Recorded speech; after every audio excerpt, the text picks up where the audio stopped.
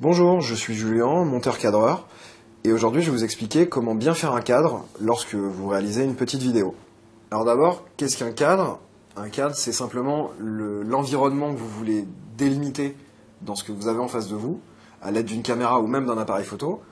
C'est l'image que vous souhaitez conserver pour ensuite la réutiliser. Au niveau du cadre, il y a surtout certaines choses à respecter, surtout au niveau de la prise de vue, au moment de la prise de vue, où la plupart du temps, avec des caméras amateurs ou semi-professionnelles, la définition de l'image est trop faible pour qu'on puisse zoomer dans l'image et donc retailler ce que vous avez capturé, ce qui fait qu'on ne peut pas ni zoomer, ni stabiliser l'image, ni modifier le cadre en fait. Donc très important au moment de la prise de vue. Bien sûr, pour votre cadre, il y a des règles à respecter.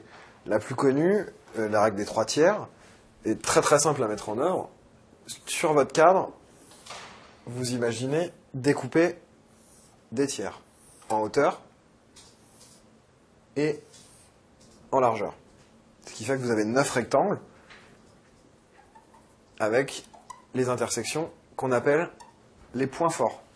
Par exemple, lorsque vous filmez un personnage ou une interview, vous aurez tendance à placer votre sujet au centre de l'image, ce qui est une erreur puisque ça rend la plupart du temps l'image quelconque et plate. En revanche, si vous avez l'opportunité de placer votre sujet contre une ligne forte, avec en plus le regard dans un point fort, là vous ajoutez un vrai dynamisme à votre image. De la même manière, pour les paysages, ça marche comme les portraits, si vous favorisez par exemple un coucher de soleil, vous favorisez votre ligne d'horizon centrée,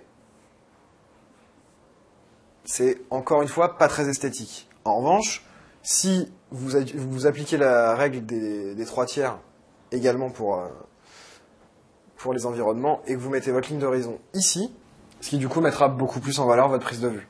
Donc vraiment, n'oubliez pas, la règle des tiers s'applique pour la plupart des prises de vue. Donc quand vous partez cadré, pensez toujours ligne forte et point fort. Donc ça marche de la même manière pour les interviews. Lorsque vous faites votre cadre, assurez-vous que votre interlocuteur ait suffisamment d'air en face de lui pour qu'on puisse imaginer son interlocuteur. Parce que si vous le mettez bord cadre, en tout cas qui s'adresse bord cadre, on a l'impression qu'il parle à un mur. Voilà, vous savez maintenant comment bien faire votre cadre. N'ayez pas peur d'utiliser ces règles qui vont vraiment vous aider, mais surtout laissez aller votre créativité.